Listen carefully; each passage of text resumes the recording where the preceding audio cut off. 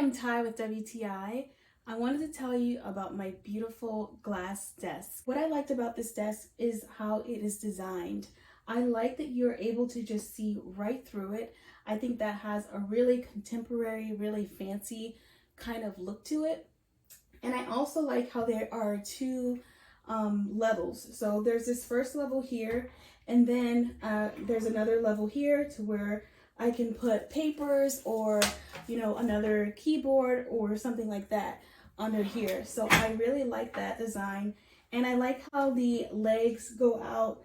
I just love this design of this desk. That's what caught my eye of how beautiful it is. So I think it's really high quality. It's made really well. It hasn't cracked on me or broken on me. It was fairly easy to assemble also.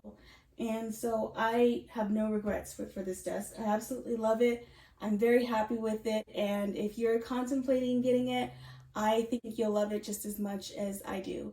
And that's my point of view.